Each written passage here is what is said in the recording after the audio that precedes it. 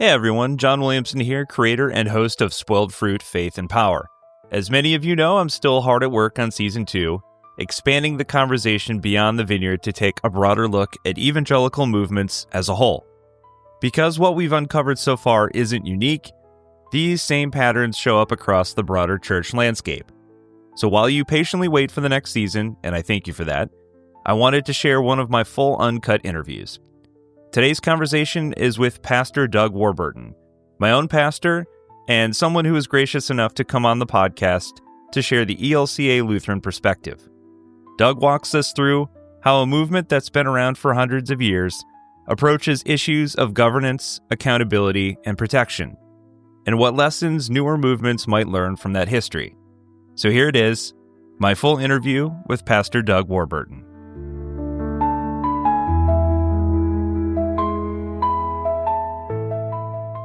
All right, we're rolling. All right. Excellent. Pastor Doug, welcome. Thank you.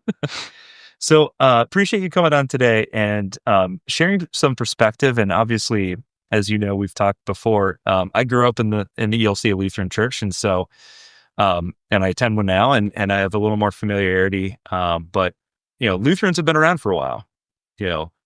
It's true. Yeah. So I thought good comparison. So we'll take, kind of look at what the Vineyard has structurally and sort of compare it against, Sure. What you can tell me about the ELCA. So tell listeners a little bit about your background and what drew you to ministry specifically in the ELCA tradition beyond the fact that it's the best. Okay. Yeah. I like that setup. So I grew up Lutheran, but then about late 20s, I decided There you go. Okay. So I grew up Lutheran, and I decided in my 20s that wanted to go into ministry. I graduated from OU, Ohio University, so not a lot of pastors come out of Athens, Ohio. But I decided in my mid-20s that was something that I felt called to, and so I went into Trinity Lutheran Seminary, and it's a 4-year degree. And during that time, actually, it was really helpful. I determined that I actually loved being a Lutheran, based on the grace theology. At that point, it was a denomination working to be more accepting and affirming. It was still in the early stages then. This was 25 years ago. So, but I have never looked back. Love being a Lutheran pastor. Served 2 congregations in those 25 years and loved everything about it. Yeah, I'm just sad because my dad also attended Trinity and they just mowed down the townhouses where I grew up. Yeah. That will always forever. I will never forgive Kat for that. I just found it. My girlfriend found a picture of me as a little boy playing in the sandbox that was in the courtyard. Nice. I remember those. They kind of needed to be tore down. Yeah, they were in rough shape by the end there. Right? Yeah. No question about that. So, for those unfamiliar with how the ELCA operates, I find myself having to explain this a lot to folks who aren't Lutheran, that there are many flavors of Lutheran and not all believe the same thing. So for those unfamiliar with how the ELCA operates, how would you describe the denomination structure? And when it comes to pastoral oversight and church governance, how do they operate? Yeah, there is, we have bishops, and the bishop has staff. And so pastors, basically, there's oversight from these bishops, and the bishop's role is, among other things, one of the things that a bishop does is monitors and makes sure that pastors are living up to the calling that they've been called to. And so I know this goes toward your story. It's when a pastor acts out of line and is not living up to those callings, that's when a bishop can come in and do some disciplinary actions. And but bishops help oversee congregations. They have a lot of different roles other than that. Yeah, so talk about that a little bit. So if a bishop were to say receive some notification of allegations that we'll just start with a little more lower level, not too scandalous, but just say like the pastors had allegations of being sort of like verbally abusive or kind of a jerk or kind of an egomaniac. What sort of steps would the bishop take at that point? first thing would be they would contact the pastor and probably begin asking questions. And depending on how serious the allegations were, they would start investigating into that. But it would first and foremost start with a conversation with the pastor. And there have been occasions where that's taken place among colleagues and things like that. But actually, that's not true. I don't know why I said that. I don't know anyone that's been through that. That's good. No, I do know of investigations into sexual misconduct, but in terms of verbally abusive, that one I haven't known anyone that's been accused of that. But I imagine the process would be the same. And so, what can happen then in those regards is the pastor can say that this isn't true. It keeps falling on me. Oh, sorry. There we go. Do you need me to go back? No, you can keep going, I think. Kind of lost my train of thought. No, that's all right. I just don't want to go too far, because if you're going to ask me this question in terms of sexual misconduct, fair. We can stop there and come back to it. Okay. Yeah, because I think that's a little further down the line, and that'll fit nicely here in a second. So, obviously I've described to you sort of what has taken place in the Vineyard movement. So as someone observing that from the outside, what are some things that stood out to you about, we'll start with Duluth particularly, because I think, even though Anaheim was tragic in a lot of ways, because, John Wimber's own church gets pulled out of the Vineyard completely. They kind of almost like, it probably felt, I would imagine, like we had this church stolen from us, and obviously Duluth was way more traumatic and tragic, just in the sense that there was, sexual assault that took place and multiple underage victims. So we'll focus on that one. So as someone kind of viewing that happen from the outside, what are some things that stuck out? I think the concern obviously is in the cover-up. In the ELCA, disclosure is crucial. Being able to, and the bishop sees themselves as an advocate for the victims. And so one of the great things about the role of being a bishop is that there is someone for victims to go and talk to, and try to get some sort of remedy to what's taking place in the congregation. And so disclosure being so important, and I have here a little document from the ELCA that talks about that, and I underlined this paragraph here as it talks about disclosure and why it's made to the congregation. And I love how this is worded. Only through disclosure can the church invite healing for victims both known and unknown, and for members of the congregation who experience the pain of betrayal. Cover-ups are like toxic dumps, with poison seeping out for years afterward, making healing very difficult. And I just thought that seems critical when there's allegations made against a religious leader in any way, shape, or form. It needs to be disclosed, even if it's still being investigated, just so the congregation is aware of what's happening. So if this were to take place in the ELCA and a bishop came to one of their pastors and said, this allegation has been made against you, the pastor has two choices. He or she can argue against it, or they can admit to it. And if they argue against it, the bishop can, depending on the evidence that's been presented, the bishop can either recommend resignation and being removed from the denomination, or if the pastor refuses, then there can be a trial. And so it all is part of the disciplinary proceedings. But going back to your question, disclosure just so important. Being able to communicate up front what's taking place, because it's often in the secrets that toxicity comes out. The beautiful thing that stuck out to me, first of all, that was a beautiful, whoever wrote that, it did a remarkable job. But what stuck out to me is I just last night interviewed a religious trauma expert, a woman who was in private practice for 25 years, worked in hospitals as well, and then encountered spiritual abuse so often in her private practice that she became very curious about it. And so she went back to school, got her PhD, did her dissertation on it, and is now in a professorship where she trains other future therapists on how to recognize it and how to help treat people. And the very word that she used is the word betrayal. Yeah. And how it's a place where people, should feel the safest. And yet that trust, that sense of safety is ultimately betrayed. Yeah.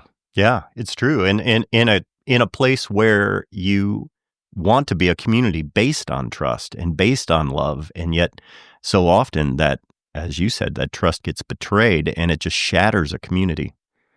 We actually had years ago at this church, we had a pastor charged with misconduct, and bishop came in at that time, longtime bishop, and another safeguard that we have, this ties into the story, is we have we call it a vision board. Some churches call it a church council, and it's yet another layer that helps to try to avoid these situations. And when they do arise, the unfortunate circumstance is then, in this case, the bishop came in, the president of the vision board was involved in the discussions, and the pastor was asked to be removed. And it unfortunately, as you can imagine, and I'm sure you've heard many stories of this, there had to be a congregational meeting, and the congregation was split in their reaction. And it seems surprising to me that the congregation splits in their reaction, but inevitably some people within the congregation kind of argue, well, aren't we a community of forgiveness?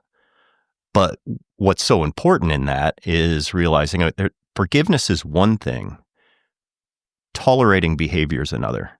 And if it's toxic behavior, in my opinion, and I think in the opinion of the ELCA, it needs to be dealt with and removed.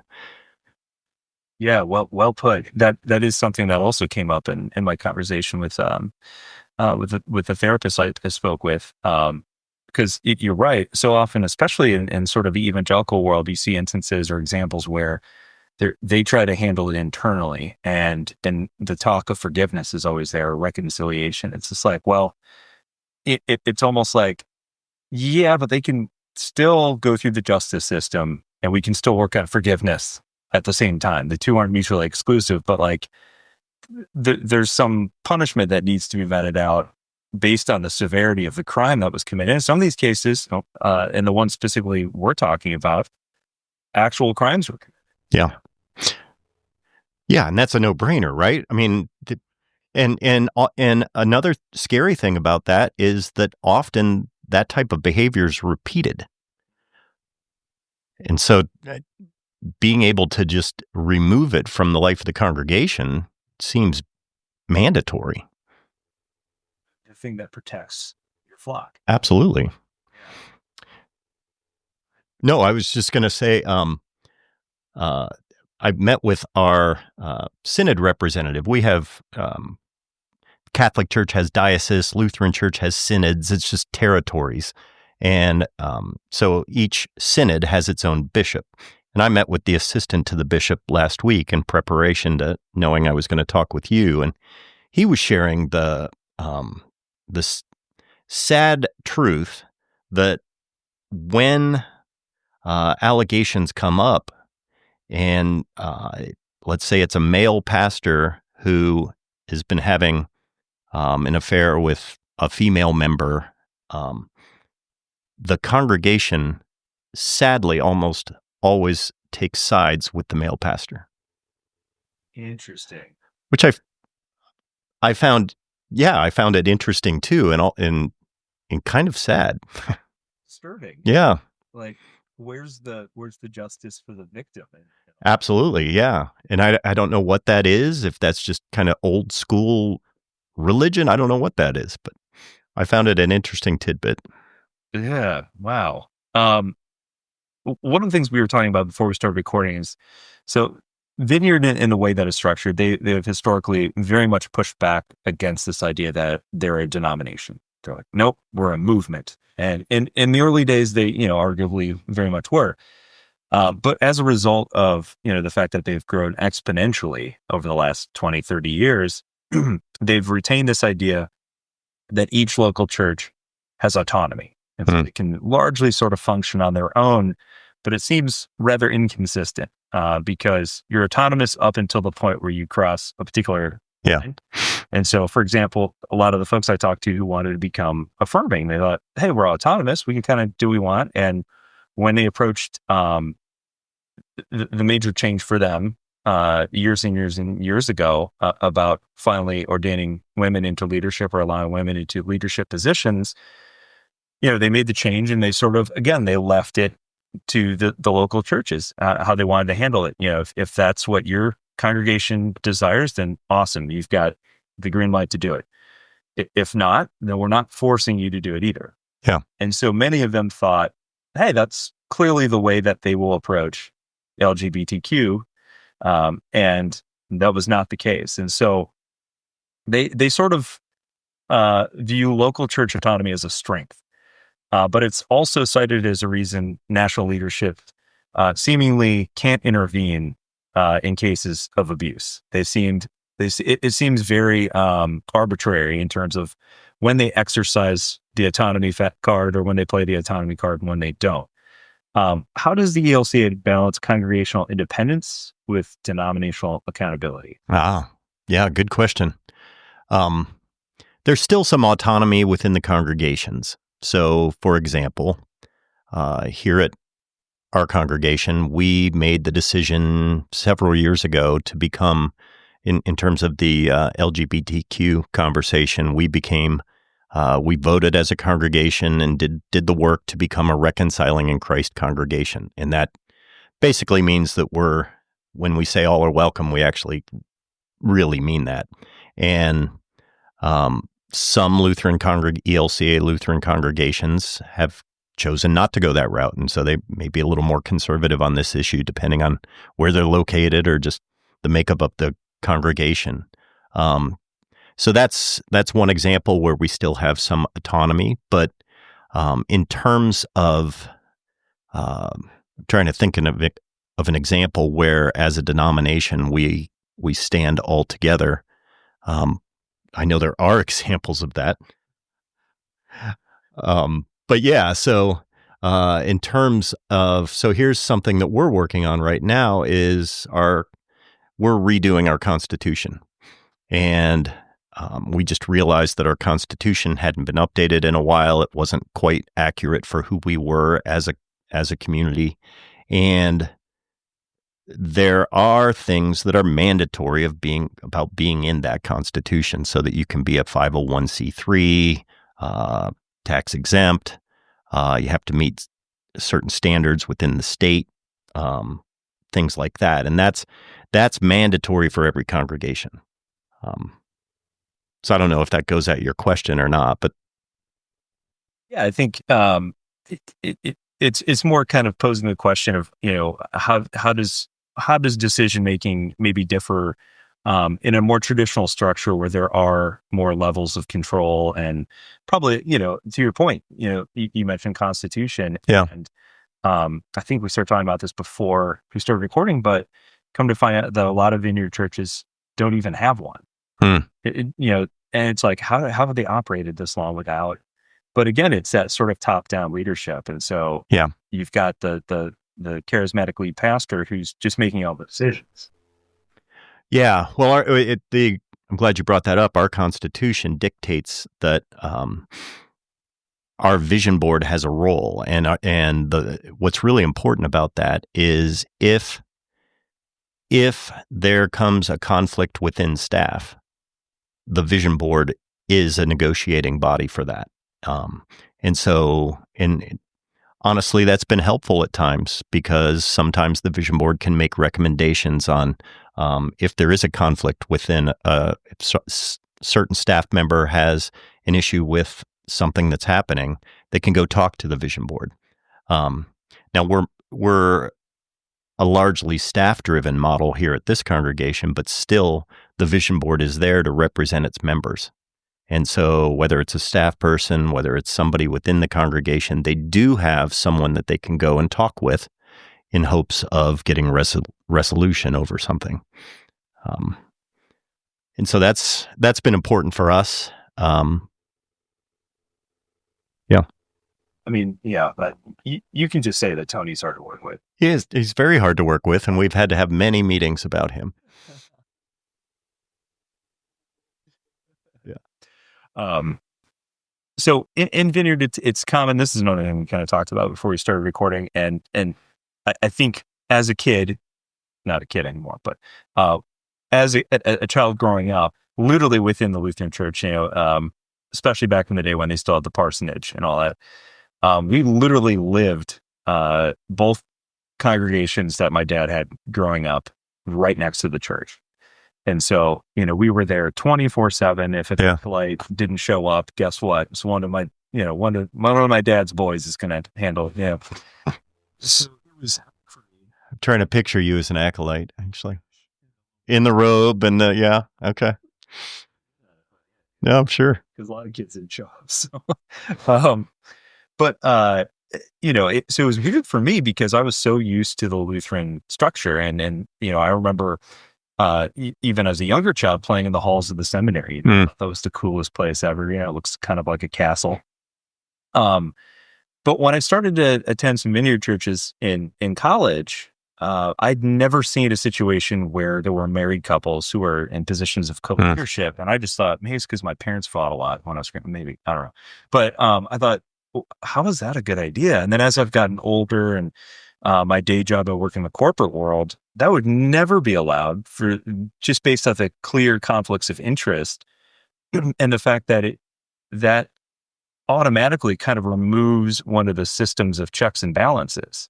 Your decision making is clearly going to be clouded if, like in Duluth, there are allegations coming to you about your own wife. So, just talking about, how common it is, and in the Vineyard. And not only that, but, we talked a little bit about the fact that the other strange thing to me is that a lot of these pastors for the churches that have boards, the boards seem to vary in size from like just 4 people to larger. But oftentimes you'll see, they'll post the members of the board, the pastor themselves, and maybe even the whole married couple are also on the board. So how does the ELCA approach things like government's board accountability, pastoral reviews? Because I noticed they don't do that. Yeah, no, that's a great question. We do have married couples in the Lutheran Church also, and I can think of one just across town that functions very well together. But I think, to get at your question, I think what is helpful is, again, a church council or vision board. And so an example of here at our congregation, I don't have a vote on our vision board. And that's been kind of our polity all throughout. I still can say my opinion on decisions and things that we're voting on, but it's the representatives of the vision board that make the final decisions on things that we're voting on, important decisions such as the Constitution I was talking about. And I think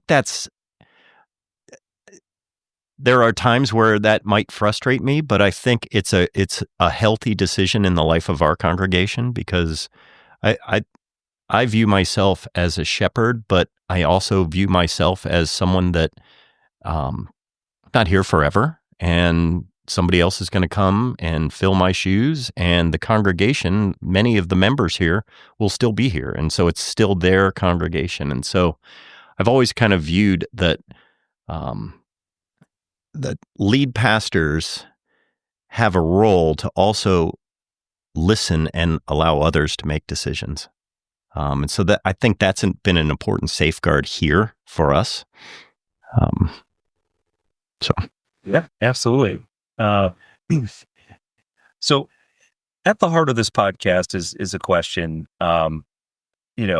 ultimately, how does something begin with good intentions and spiritual passion? I mean, we talked a little bit about this too, where, I was pulling up, there was a video of Ken Gullickson, who is the original founder of Vineyard online, where he kind of walks through the history and how it first started. And it started out as this very organic sort of thing where it was just, groups of people, like couples who were friends who were meeting, in living rooms and baptizing people on beaches in California, which, hey, I'd do that.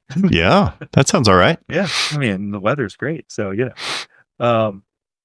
but it seemed like it was very innocent and very authentic and intentional when it first started. But so how can something like that starts so innocent and benign turn into an environment where people are hurt? What's your theological take on how that shift happens? Oh, gosh. I think we all love to think that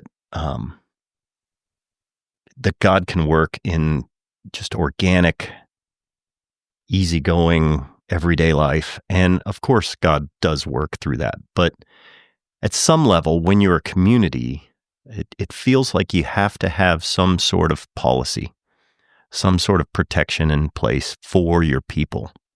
I mean, it's one thing to be easygoing and just not want to have to think about any of that, but that's where I think trouble happens. So, for example, here at Peace, we have a lot of things that we try to keep in place, rules that not only protect our people, but protect us as leaders. So an example is I would never meet with one person alone in my office. We had doors here that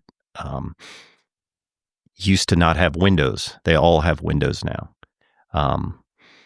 If I'm ever meeting with someone here and no one else is at the church, I'll have our parish director or someone on staff stay.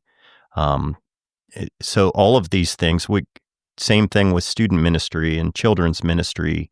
Our leaders aren't allowed to drive a child home on their own. We have a 2-adult policy. So all of these things, it may feel like, oh gosh, you're being so strict with these rules, but it's when you're not that the door gets opened. And so and I'll reiterate, it's as important for us as leaders to be able to protect ourselves as it is to be able to protect our people. And so I think that, and we're a very easygoing, I like to think, easygoing congregation. I hope you've seen that. Very laid back. We love to have fun and just kind of roll with things, but there are some things you just can't roll with. There's some things you have to have some policies in place. It only makes you a healthier community and protects everyone involved. Yeah, what's interesting is I immediately my brain went to the example in Duluth, and what's interesting is ultimately the pastor, senior leader who did the right thing, went to law enforcement, gathered with some of the council outside of the two lead pastors who had the clear conflict of interest because it's their son. So he's largely a hero in all of this. He clearly saw some warning signs early on. He actually implemented with the church council a nepotism policy.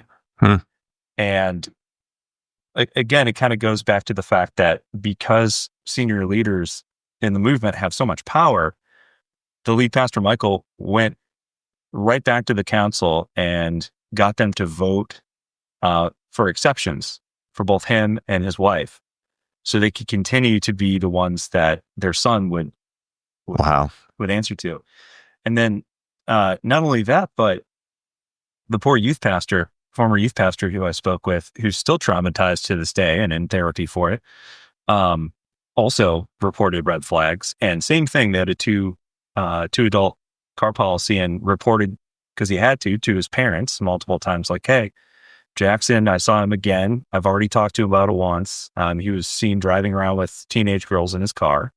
And, but again, it's like they had the right steps in place, it seemed, but because of the way that power is structured there, they were able to sort of bend the rules. So there was no follow through with the actions that were taking place.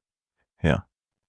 No repercussions because it's their kid, so they just kind of swept it under the rug, and now they're paying dearly. So when a denomination or church fails to respond to harm in a meaningful way, what's lost, not just for the victims, but for the church's witness? Oh, gosh. Everything. Because if you don't have trust, it gets toxic fast. And congregations take a long time to recover from that. I mentioned earlier that we had a situation that happened here with the pastor at the time. This was long before my days here, but there are still people that live in that trauma of what took place.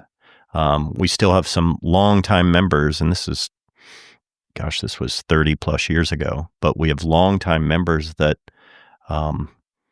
still remember the pain of that, and we lost a lot of members as a result of that. Some left because they sided with the pastor. Others just didn't want to be a part of a community that had gone through that kind of pain. And so it's just toxic for a community. And so it goes back to, this is why you put the safe place policies in place, to protect yourself from this taking place. But theologically, gosh, you want to be a place where people can come and just trust that they can encounter a loving God. And obviously life sometimes happens and unfolds in ugly ways, but if you're not taking care of the least of these in your own community and standing up for the people that have been hurt and just protecting them, then you're at some level not following through with what your calling is. Yeah. Amen. This is your chance to brag about the ELCA. Oh, good. All right.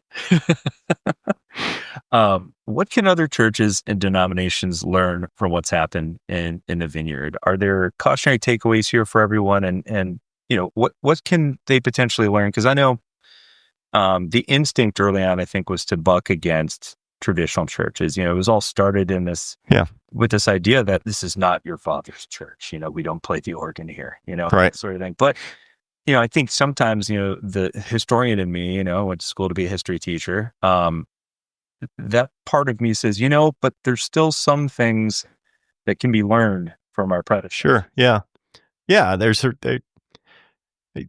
all sorts of rumors about mainline denominations are disappearing. And while it's certainly true that there has been decline over the years, and even since COVID, decline, but there is also some benefit of the fact that we've been around for a while, 500 years plus and counting, and there are some things that still work. I know it seems archaic to say bishops and synods and some of the terminology that has been around this entire time, but there is some benefit still. There is a benefit to having somebody that is a point person that people can go talk to if there's a concern, whether it's with a pastor or a congregation not living up to the values of what your denomination stands for.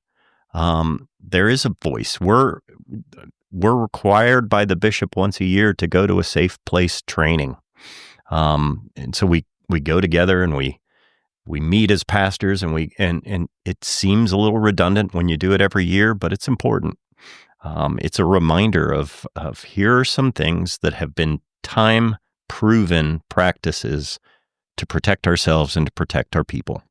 And so being a part of a denomination where it's pretty much mandatory that you take part in these things and continue to just keep yourself aware of what does it look like to be a healthy pastor, a healthy leader.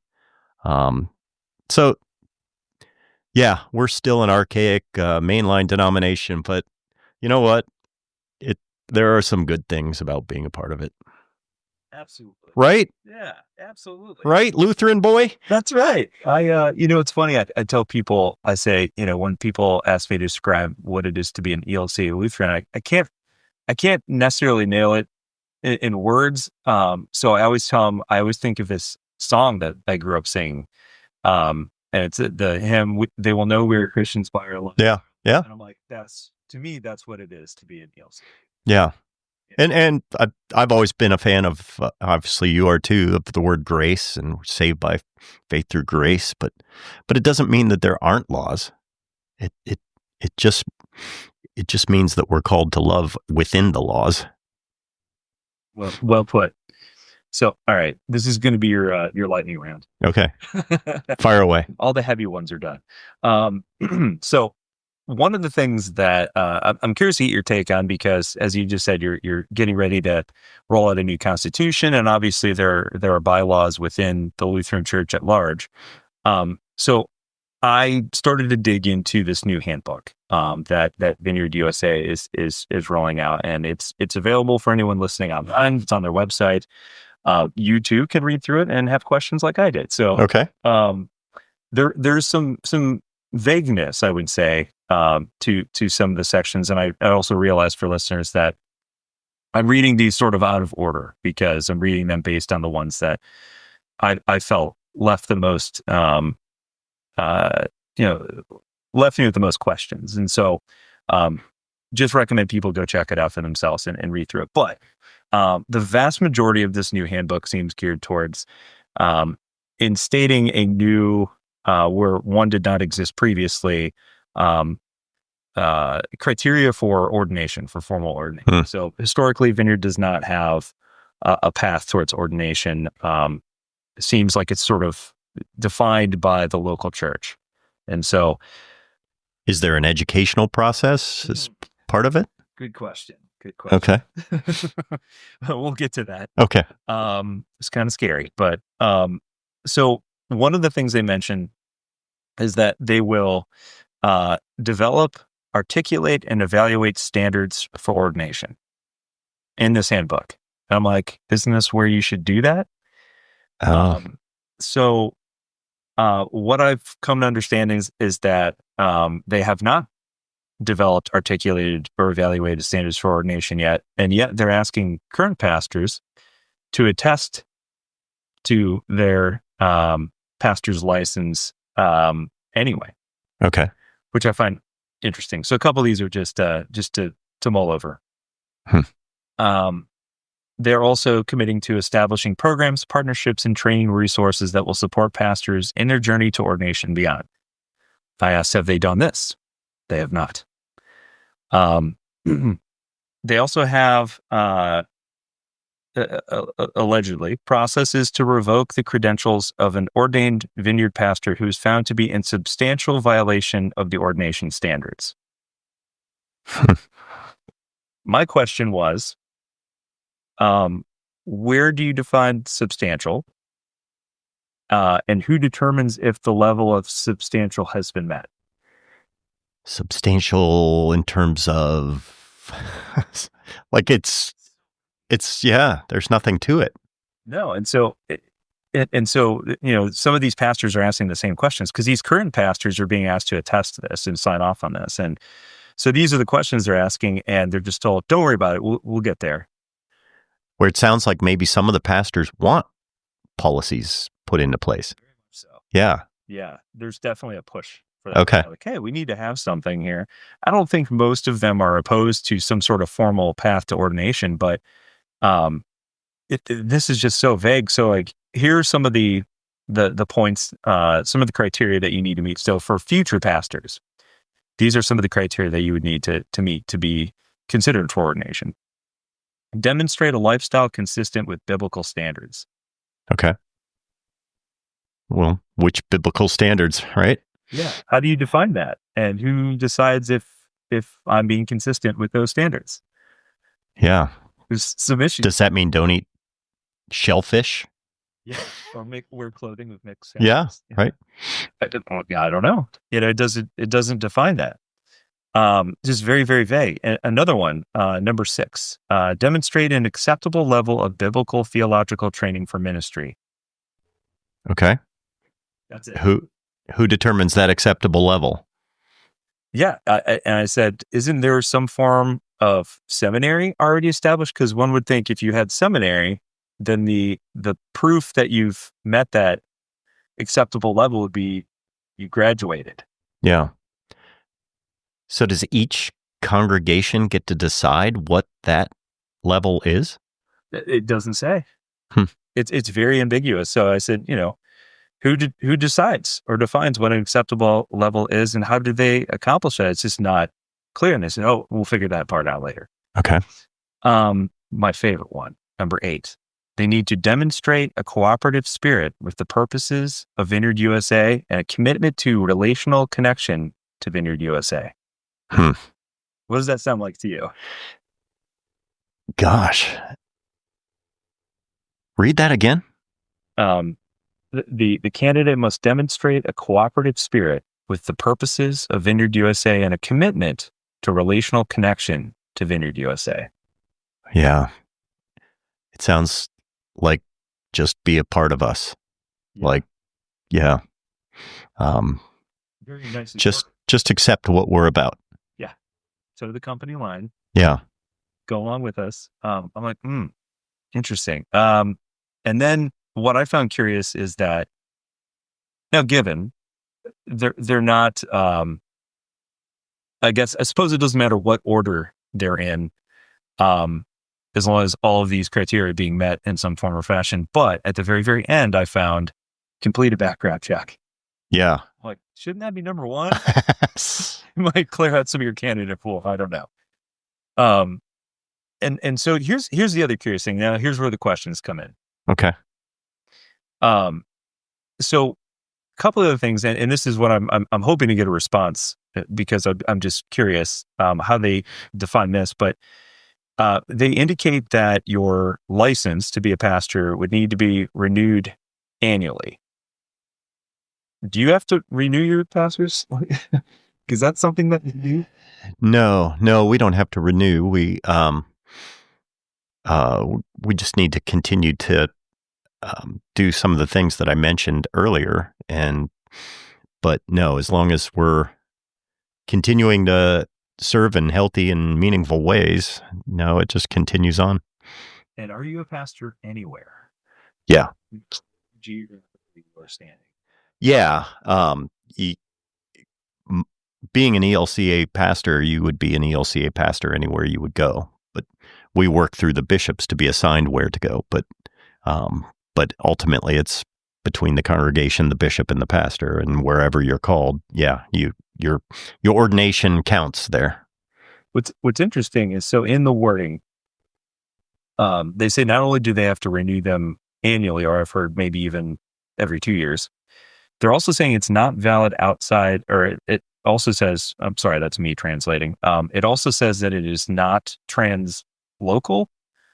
And so when I was trying to look that up and understand exactly precisely what it is that they meant by that, it sounds like it's not valid outside of their geographical area, which is, I thought was kind of odd.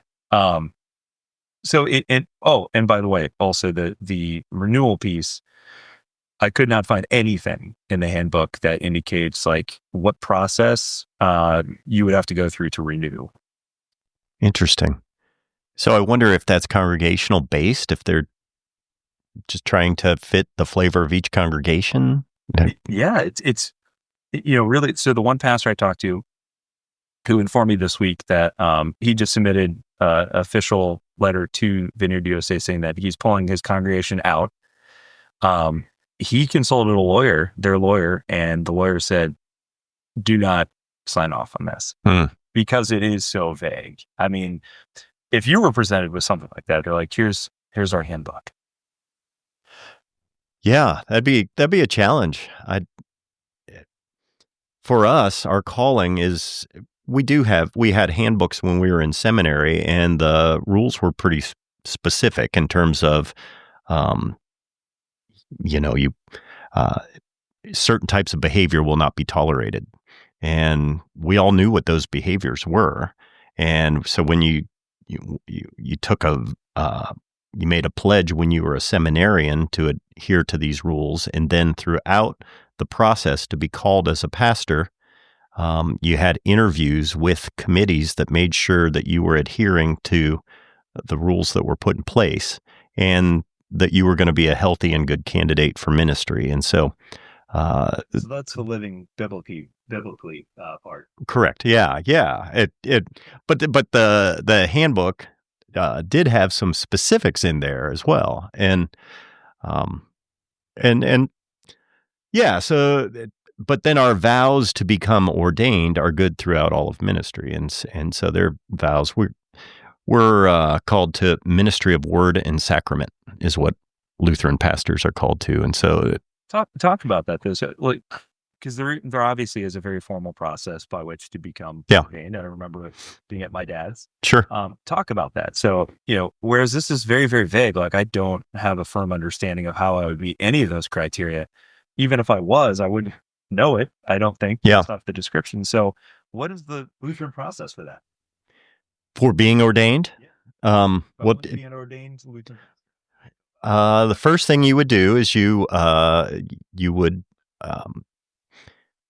determine which seminary you were interested in. So for me, it was Trinity Seminary, your old home, childhood home, and so then they let you know what the steps are, and each seminary is the same, but there's a candidacy process. And one of the first things you do is you take a just kind of a mental stability test, and just to make sure that you're how did my dad get you? Yeah, well, I've never met your dad, so that's fair.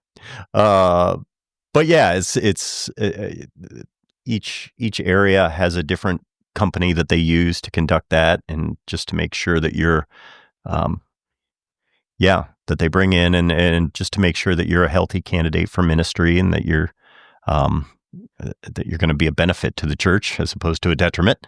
And so then you go, when you've been accepted into seminary, I actually had to have a special panel to meet with me when I got accepted at Trinity, because my GPA out of the Ohio University wasn't as high as they're used to seeing, and so I had to have a special meeting. And but they fortunately decided to approve me or accept me, and then throughout your time as a seminarian, so it's a 4-year, it's the longest master's degree I think there is out there. 4 years master's degree. When I was there, it was 3 years of school, classwork, and 1 year of internship. But each year you meet with your candidacy committee, and they evaluate how you've done. Are you serving well? Are you serving healthy? And then the last year is the approval process. And depending on who your candidacy committee is, that can be a fairly pleasant process, or that can be a brutal process. Because there are pastors involved, there are lay people involved, and they just kind of drill you with questions, making sure that you've met the requirements of what it means to be an ELCA pastor. And they just, again, it's one of those procedures that they just try to make sure that what we're bringing into the church is going to best serve the church.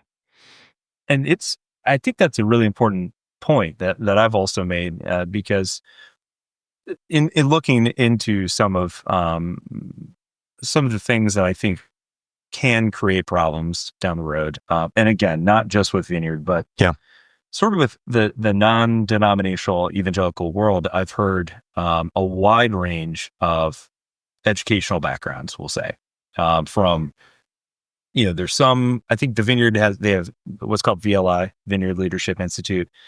But from my understanding from, one of my best friends who went through it, that it's a very, very kind of watered down, course load. Yeah. That you can complete within like a year. And that may have changed. I don't know. I'll find out before I post this. but then I heard, I had a friend who's going on staff at another church across town who was hired as the worship pastor. And he said, I think I want to get ordained. I was like, oh, wow. I said, what's the process for that? He said, well, you get a mentor and then you got to take this test. I said, what? I said, that's got to be a pretty hard test to cover 4 years of seminary, man. He's like, oh, it's really hard. I go, well, it better be. So my feeling was just that, like, hey, there are probably a lot of pastors walking around there, out there who really haven't gotten a good education in general. And to me, I think that's really important. I think there are a lot of ways to misread the Bible specifically and take things out of context and really do some damage from the pulpit. For sure. Yeah. And so I've always really valued, the educational system of, the Lutheran Church, the Methodists, some of our cousins, for that reason. And it feels like that would be an easy solution to. Sure.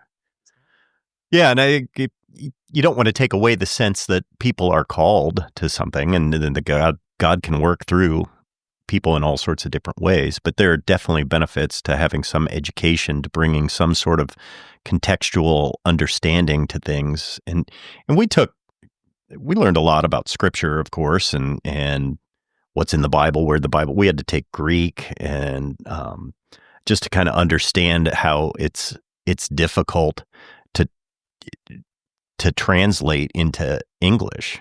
There are certain passages that are just really challenging. And so the reason they had us take Greek is just to understand that there is no perfect translation. Every translation is somebody's idea of what it says.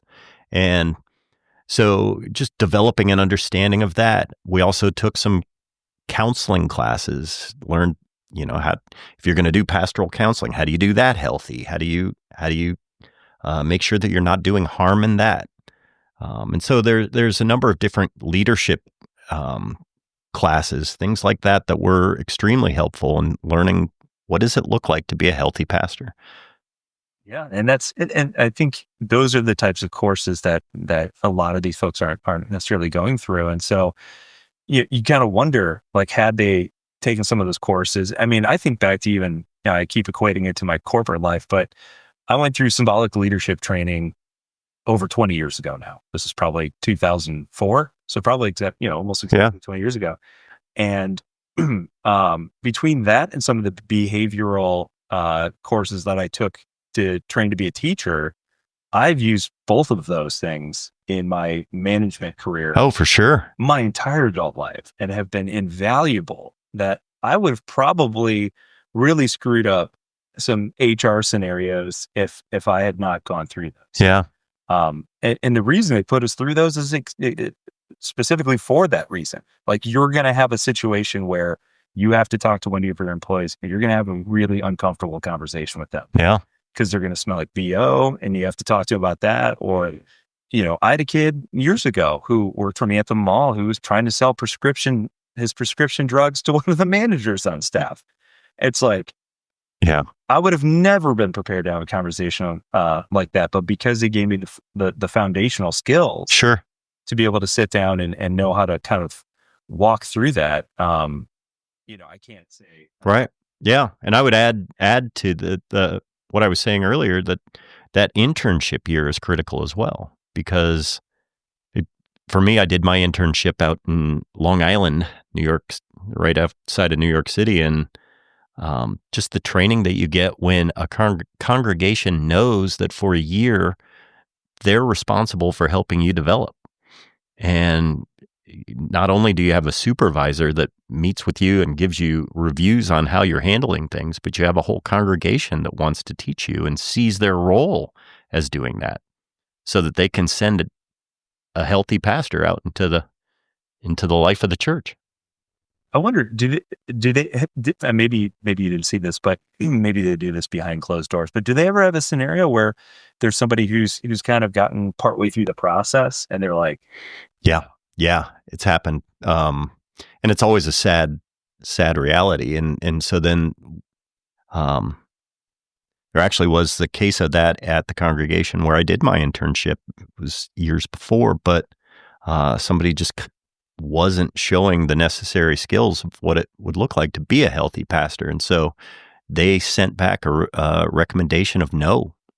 And then this candidate had the choice to either, okay, this isn't for me, or stick with it and do internship over. And that's what ended up happening. But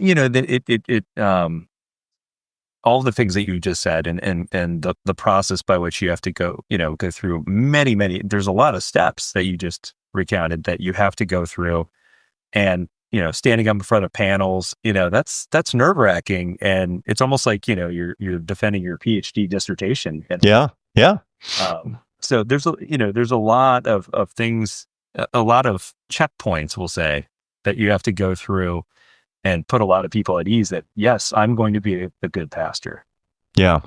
This university. Yeah. One of the guys I went to seminary with had been a lawyer before going to seminary. And so I asked him, thinking I knew the answer already, what's harder, seminary or law school? And he thought about it for a while, and he said, I think they're equally as difficult, but the big difference is in law school, you definitely don't argue with the professors, and in seminary, you're encouraged to argue with the professors. So, I like that. Yeah. I was going to say, well, in when you go to school to be a lawyer, you learn Latin, right? Yeah, right. In Greek or Hebrew. Did you guys do? This is completely off the. Do you guys have to learn Hebrew as well? Don't have to. That's an optional one. Greek was mandatory. I actually thought Greek was going to be my downfall because I just heard it was horrible, and I took an intensified summer Greek where you get through a whole year over the summer, and I actually kind of enjoyed it. Yeah, I got into it. It's interesting. I love academics who specialize in that stuff. So there's a guy, Dr. Dan McClellan. If you haven't seen any of his videos, he's absolutely amazing. I'll have to check it out. He's really sort of harnessed social media as a way to counteract disinformation about biblical passages and all stuff. And this guy has, I think, 3 PhDs or something, and speaks 7 languages, but fluently speaks, reads, and writes Hebrew and Greek. Wow. And so he's been absolutely phenomenal to watch, but it's a lot of just nonsense you see on the internet, and then he'll react to the video. Yeah. It's always, all right, let's see it, and they roll it, and then he explains why that's not actually what it says. Yeah. You can read it in the original language, and it's just but to your point, you realize that, in Greek and Hebrew are both very nuanced languages that don't always have like-for-like words in the English language. So to your point, a lot of people don't even know that there are different types of translations where some are translated in a way that they're trying to meet the vibe of the passage and communicate, and the others are trying to find the closest word they can. Absolutely, yeah. And so you have to and that's why they always suggest read multiple translations, and. Yeah, you have to at some level, or you're just reading someone's interpretation. Just read the King James. I wish you could. Oh, my least favorite. But anyway, thank you so much. This is, I think, super, super helpful. I think, the thing I talked to the therapist about yesterday too is she's also a Christian, and what we talked about is there are typically 2 reactions when somebody goes through any level of trauma inflicted by, people in the church. I won't even say the church, because the church is a building, Yeah. But people in the church, and it's, they either are able to find a way to heal and sort of find their way back to the church, or they are, as she put it, she has someone that she was working with who describes herself as an evangelical atheist, where, her the thing that brought her healing is to tell people to stay as far away from church as humanly possible. And so there are these 2 sort of reactions. And if anything, throughout the course of this podcast, I want to kind of both shine a light on some systemic issues that can, I think, easily be remedied if the people in power are able to humble themselves enough to do so. Yeah. And in some cases, that might mean stepping out of that position, you know. But I also firmly believe, because I've seen it and I've lived it, that there are healthy and safe versions of church that exist out there. I know because I've got a piece in Gahanna, Ohio. Yay. Plug. And it exists, and I know it exists. And so, you know, for me, it's letting people also know that, hey, if you have been the victim of something like that, that doesn't mean that every church functions in that way. Yeah. Yeah. And it's unfortunate that the church at large has developed a bad reputation that in some cases it brought on itself. And it's easy for egos to get involved and take things over and make horrible decisions, narcissistic decisions that in the long haul just really hurt trust in the community that individuals are a part of. And so we're certainly not perfect. We all have egos. Pastors definitely have egos. We all know that. But being able to keep that ego at some level in check for the good of our people, and to be able to establish healthy communities that protect its members, it just feels like Jesus, first and foremost, went out and sought out victims and people that were hurting. And if we can't do that and find healthy policies, procedures, checks and balances to make sure that we're protecting our people, then at some level we're just not living up to the love and the calling that we've been called to. Good way to end this. Awesome. Thank you so much. Yeah. Thank you. Nail it. And you know, per what you just said, I'll just make sure that I tone it down on praising your sermons then from now on. Oh, okay. All right. Please. Yes. Just know that I'll have enjoyed it. So awesome. Thank you so much. Yeah.